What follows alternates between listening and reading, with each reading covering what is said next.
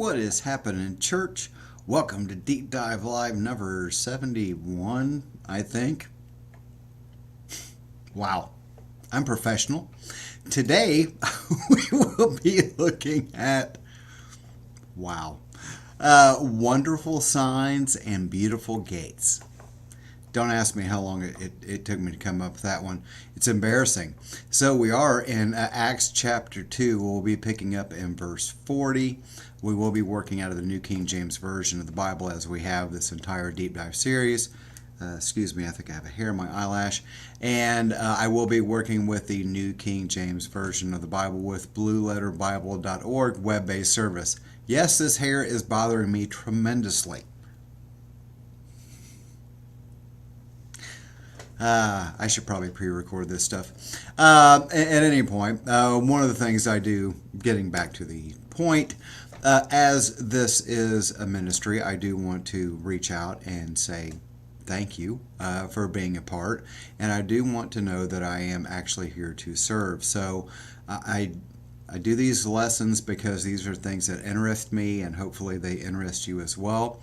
If there's ever a topic that you want to see addressed, something that maybe you have a question about, or maybe you saw somebody say something that you thought was stupid, and you think maybe I might get a kick out of it, please feel free to send that to me directly at tgikquestions@gmail.com. More importantly, if you ever have a prayer request, if you're ever in need or something, I want to be able to help. And so you can send that to me as well. Either put it up in the comments or the chat if it's on the live, or down in the comments below in the rebroadcast. But don't be afraid. This is not a one-way street where I get and you just sit and be entertained. We're trying to develop a bit of a community here, and I would appreciate it if you could come along. So, anywho, moving on to the thing which is our habit, which is to go to the Lord in prayer before we start our study. Today, if you could, remember me. I have something on my eye that's going to make me go insane if I can't get it off my face, because, you know, I'm a man who is easily annoyed by the slightest distraction. Wow. That was too much of a realization. Again, see, these are reasons why I never wanted to start doing live, because, you know, I kind of have diarrhea of the mouth. So, having said that, we'll now go to the Lord in prayer. God forgive me. Dear Heavenly Father, we thank you and praise you for the day that you've given us. Thank you for the opportunity to come forward and study your word once again. I pray that you guide and direct as we go through these passages, Lord. There's a lot of things to bring out, but I want to bring out the points that you would have me to bring out. I pray that you touch the hearts and minds of those that are watching. Open up their hearts to be able to receive. But I pray above all things, Lord, that all the things that we study, help us to come together in you, in one body, in unity under you, to help us to walk closer to you and to follow your way more accurately, especially in these last days, Lord, when we see the time is wrapping up, and it's more important than ever for us to be about the Father's business. So I thank you and praise you for this opportunity, and for all that you've given, for all your blessings, because I know they only come from you, and we ask all these things in the name of your Son, Yeshua, we pray. Amen. All right, gang, so let's bounce over here. Now, one of the things I do want to, on a semi-unrelated note, but excuse me, I told you it was going to drive me crazy, but on a related note, I feel like, let me bounce back over here, because I feel like this is somehow important, and I want to be really clear about this. So, I was rewatching one of my old videos, which I do, because, you know, I have to remember what I said, because this is just like stream of consciousness, and I really do have to rewatch to see what I said. And I made a comment that had slipped out that I feel impressed that this made someone feel uncomfortable, and I did not intend to do that. That it literally was, I don't know how to explain it other than the fact that it literally just rolled out of my mouth, and I did not mean to embarrass. So I apologize for that. So moving on. So this kind of ties in, but how a vital church grows. This is how we treat each other in the body. So this is in action. Because guess who's not perfect? This guy. And who has two thumbs. Yeah. Guess who's not perfect and who has two thumbs? Is that how that... 6, 7, 8, somewhere in that mental age. Acts 2, chapter 40, it says, and with many other words he testified unto them. And again, this is this is Peter's first sermon, and this is his testimony. And with many other words he testified, which is to give an eyewitness testimony, just like you would on the stand, you testify. And he testified and exhorted them, or explained to them in a manner that they would be able to understand, saying, "Be saved from this perverse generation," or save yourself from this perverse generation. It's a generation that is perverted. They are doing things that are functioning in a manner that is contrary to sound wisdom, or what would be considered truth. In this application, would be truth. Acts 2:41, it says, "Then those who gladly received his word," this is in Nestle Allen. I wish we could take that little reflex out of there. Actually, well, let me. I've been actually spent the majority of the day studying this in the NASB 2020. Believe it or not. Not a version I normally use, but for some reason, just felt like, it seemed like it was good. And so their rendering of that passage is, "So then, those who had received his word were baptized, and they that were added, about 3,000 souls." And that's 3,000 people. It's not, souls. The difference being, it doesn't matter. You don't know if they were men or women. That was just the number of people that were added. Okay, and then verse 2:42 says, "And they continued steadfastly." They continued steadfastly in the doctrine and in fellowship. So here's what they did. They continued in what they had been taught, which was the apostles' doctrine, in the preposition in the apostles' doctrine, and in fellowship. So they continued steadfastly in fellowship one with another, in the breaking of bread, that's literally having meals, and in prayers. Now, these prayers, there is a time of prayer in the temple. And so they would go to the temple during certain times of the day, and they would have their prayers. And that's what these guys were continuing to do. They were steadfastly adhering to the doctrine that was handed down to the disciples from Yeshua. They continued in fellowship with each other.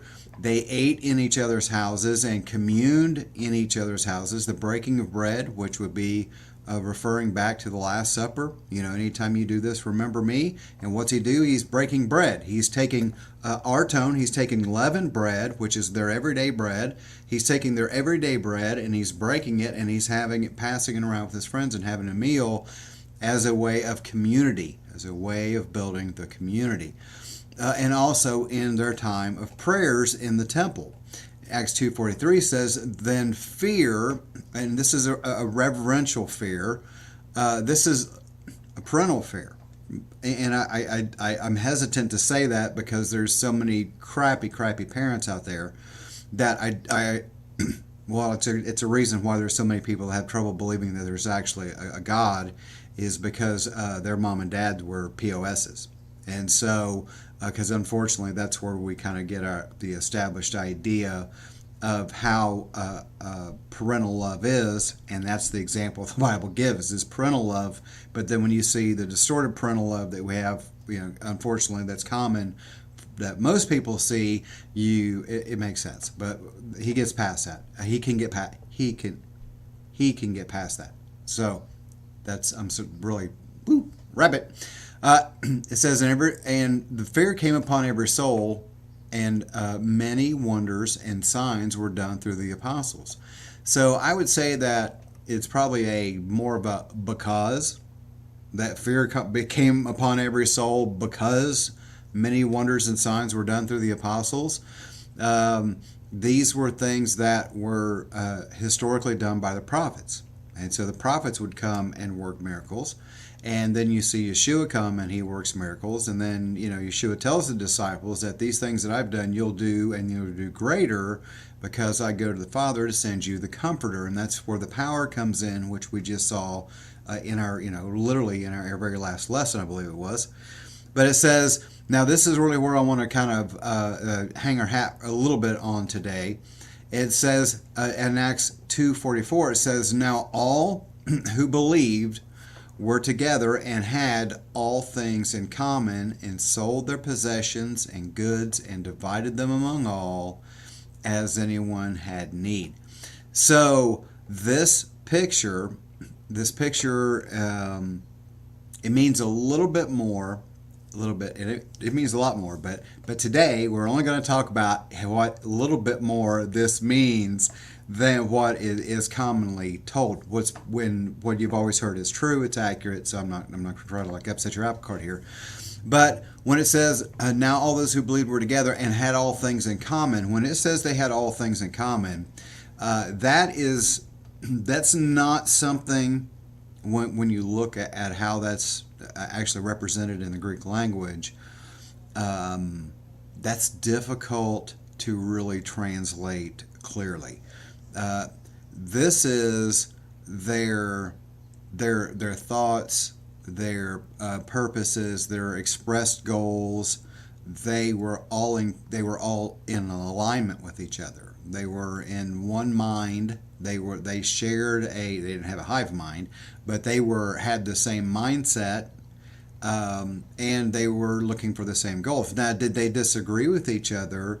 Did they have different political views? And yeah, there were differences in those areas. Again, as we've talked about just a couple lessons ago, is in the 12 disciples, is you have Matthew, the tax collector, and then you have Simon the zealot. You have Matthew, the IRS agent, and you have Simon, the anti-tax movement leader. These guys were militant. And having a government agent as your brother in the field, again, in the community, in the body. See, that's what this is about. This is about putting aside the things that we disagree on that don't really matter. They don't really hold any weight in the kingdom, but the things that do matter, that's what we're focused on, and that's what these people are focused on. And so then what did they do is they sold, now this is an interesting phrase here, it says, and they sold their possessions and goods and divided them among all as anyone had need. This possession and goods, this word, the Greek word they have for goods, it means possessions. I'm not kidding. This word for possessions, more accurately, means their inherited ancestral homeland. So this was their inheritance and their possessions. Now, why is it translated this way is because most people don't understand the idea. Most, English speakers don't really understand the idea of ancestral property. The point still gets across that it's New King James. Let's see what real quick while we're sitting here, I've got a minute. Let's see what the King James says. And sell their possessions and goods. But here in the New Living, again, more properly translate according to the Greek, and you can pull the interlinear up and read it for yourself. According to the Greek, they sold their property and possessions is a more proper translation. According to what the Textus Receptus has. So it's kind of curious that King James didn't go that route, but again, I think it's for clarity that they did it, because at the time it was written, that probably would have been understood, to mean property and their, furniture and their clothing and, other things, the possessions, here's the thing with the possessions, and the reason why it's important to see what they're talking about here. This is ancestral property that technically they could only lease out. They weren't allowed to sell it because it was ancestral property. But this would have been stuff that would have been redeemed during the year of Jubilee. And so these possessions these people were giving up for a period of time the use of their own homeland and they were selling their personal assets that they had acquired to divide among all the other people if someone had a need, as anyone had needed. Did they go and sell this stuff and all their stuff, and were they living impoverished for no reason? No. No, that's not at all what it says. It says, and they sold their possessions and goods, divided them among all, as anyone had need.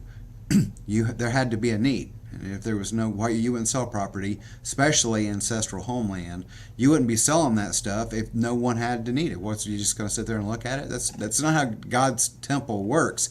That's how a business works. That's not how God's temple works. Acts 2:46, it says, so continuing daily with one accord, one thought process, in the temple. That should be capitalized, in the temple, and breaking bread.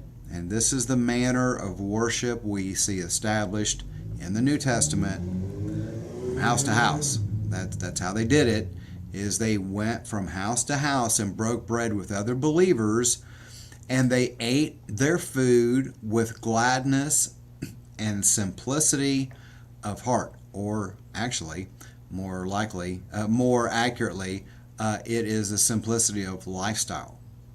It is they lived simple lives. The simplicity of heart is to mean to live a simple life. Praising God and having favor with all the people, and the Lord added to the church daily those who were being saved. So every day on a regular basis, you were seeing people come to the knowledge of Yeshua, the Messiah. When they came to the knowledge of Yeshua, the Messiah, they praised the Father, and that is because of that. They are praising the Father. They're giving the glory to the Father for sending the Son. When that is what the change was that was happening. We're going to move on here to the next chapter, 3 verse 1. Now this I thought I was going to be able to give you something really cool about, but I gave you something kind of cool. Now Peter and John went up together to the temple in Jerusalem. They're all in Jerusalem. This is all happening within what we got, 50 days within we're in the 55 days after the resurrection. So we're not even 2 months into Christ's resurrection, and we see Peter and John, who are still in Jerusalem. They have not left Jerusalem. They've stayed until Pentecost. They stayed until Shavuot, which is 50 days after first fruits. And so here again we see them. Now they went up together to the temple, because you have to go up to the temple. It's on a mountain. So they went up together to the temple at the hour of prayer, which is the 9th hour. Again, they continued together in prayers. They went together to the temple at the hour of prayer, the 9th hour. And a certain lame man from his mother's womb was carried, whom they laid daily at the gate of the temple, which is called Beautiful, to ask those alms from those who entered the temple. Now, if you take a look at a picture, and I apologize for not having a picture of this, because I had it and then now I don't have it.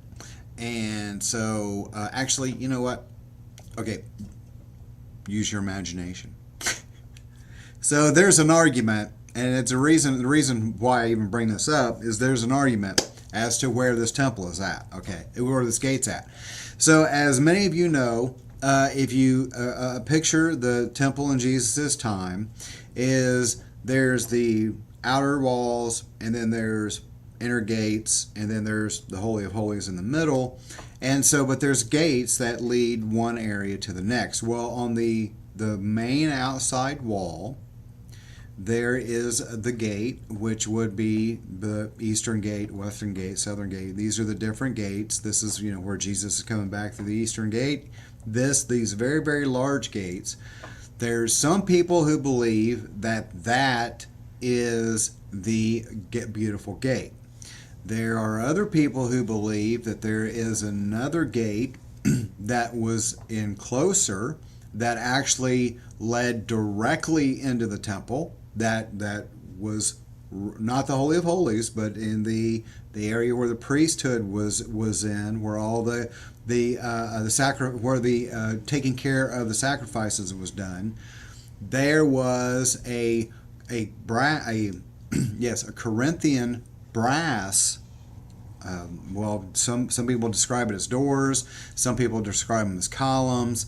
But they were set up. They were donated by a very rich Alexandrian Jew who wanted to do something good for the nation, and so they had this Corinthian brass struck and then sent to Jerusalem, and it was the doors that were used in Herod's temple during second temple time. And according to all descriptions, it was spectacular, hence the name of the gate being called Beautiful. Now, again, like many things, it seems like the further I research, the more you find out is that there's not 100% consensus on this. Some believe it is the outer gate, which still exists to this day. And then others believe that it is this closer in gate. So, doesn't matter? No, not really. Because both of them would have been ornately decorated and probably would have justified the title Beautiful. But it's more, the importance of it is it's the purpose of its location. It's the purpose of the location is to ask for alms from those who are doing what? They're entering the temple. See, one of the things when we understand God's Torah more clearly, we understand that taking care of the poor is a requirement of ours. It's a requirement. It's something that's carried on with the Jewish people to this very day. Every Jewish owned and operated business will have a little container that has got Jewish writing on it. And what it is there for is to give to an group or organization that they have designated to give that to help. That is because it's part of who they are. It's part of who we are. We're supposed to give to those. As Jesus said, the poor you will have with you always and whenever you want, because there's always going to be a need. You can do something good for them. And that's what we should be doing, is doing something good for those who are the fatherless, the widowed, the orphan, those who cannot do for themselves, standing up against injustice. That's our call. That's what we're called to do. So anyway, so this guy is sitting out here in front of this gate called Beautiful, and he's begging for money because clearly he can't work. And he sees Peter and John about to go into the temple, and he asks for alms. And fixing his eyes on him, this is the disciples, on the man, the paralytic, he says, "Look at us." And so the guy who's begging, he looks up at him. He's like, "What you got for me, baby?" Expecting to receive something from them. And then Peter said, sorry, the puppies and this microphone. Yeah. And people make fun of me because I'm from Eastern Kentucky and they say I'm a briar. I'm like, that's funny. I live in white trash. Okay. Yeah, this is live. Sorry, Brian. I didn't say that. Back to the Bible. Then Peter said, "Silver and gold I do not have, but what I do have I give you." What did he have? What he had was in the authority of Jesus of Nazareth. What he had was nothing, because what he was doing was under the authority of Jesus, not his own authority and not his own power, but it was in the authority of Jesus Christ, Yeshua HaMashiach. Jesus Christ of Nazareth, rise up and walk. And he took him by the right hand and lifted him up, and immediately his feet and ankle bones received strength, because they would have been atrophied. So he, leaping up, stood and walked and entered the temple with them. See, they just kept right on going.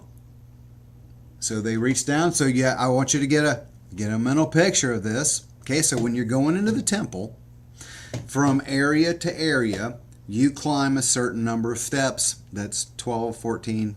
Each section is a different number of steps, and it varies. Each, depending on who you read, it varies a little bit.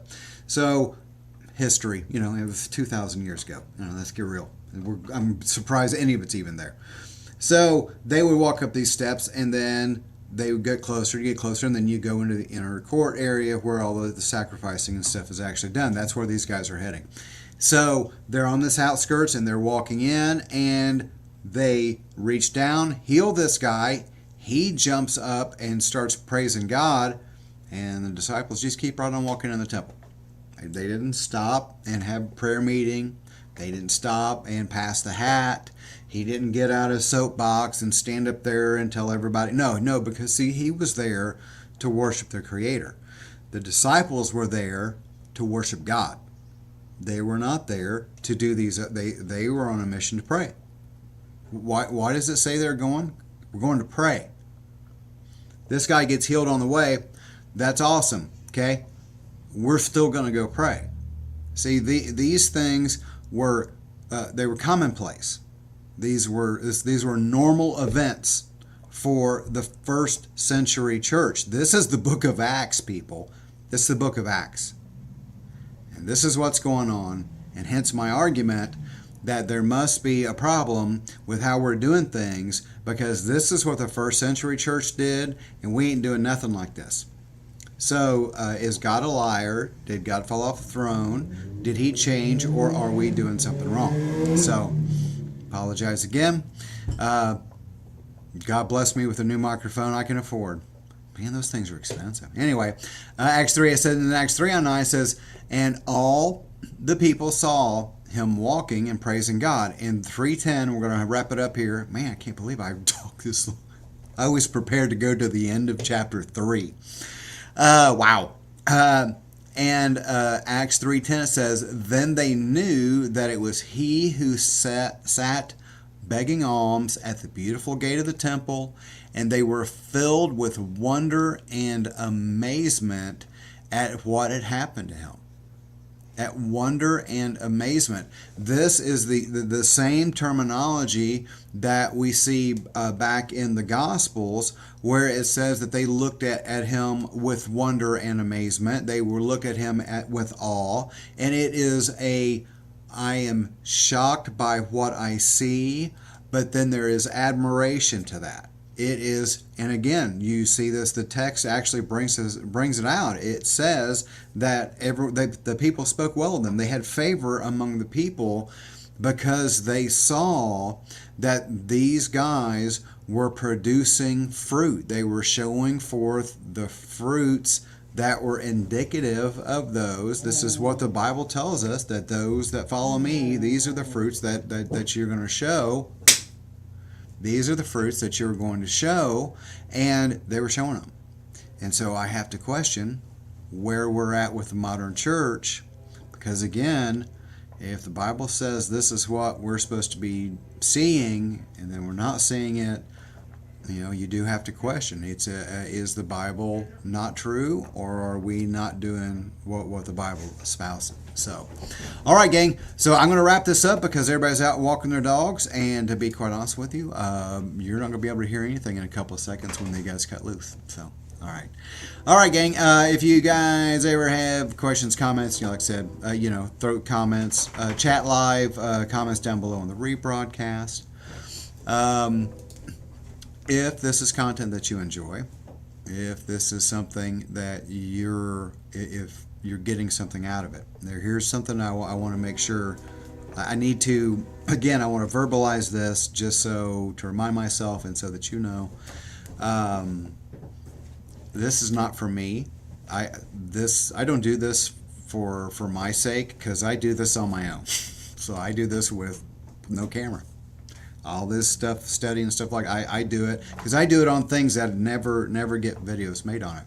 The reason why I do this is because I want to be able to reach out and to be able to be a minister. So that's what God called me to do that. And this is the platform, this is the field that He has given me to work in.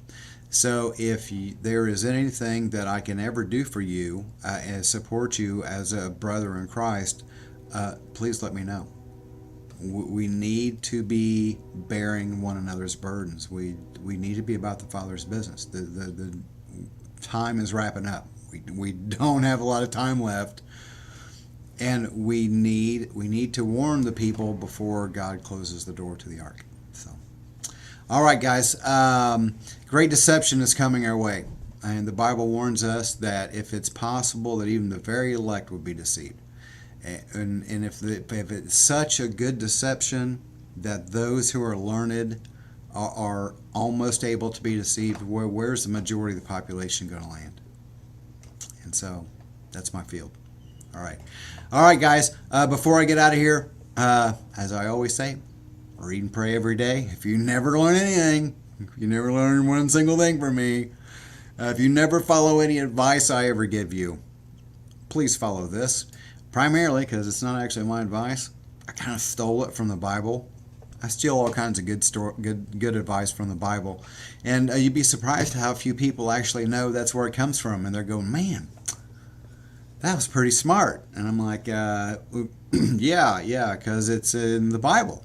And it was true when they wrote it. It's going to be true when this world is a burning flame. Any world. Johnny Cash. That's love is a burning flame, isn't it? See, that's why I did not want to do live. Is because I'm still talking when I should have shut up like 2 minutes ago. All right. I love you guys very much. Thanks for stopping in. I will see you tomorrow night at 6 o'clock. All right. Love you. See you then. Bye.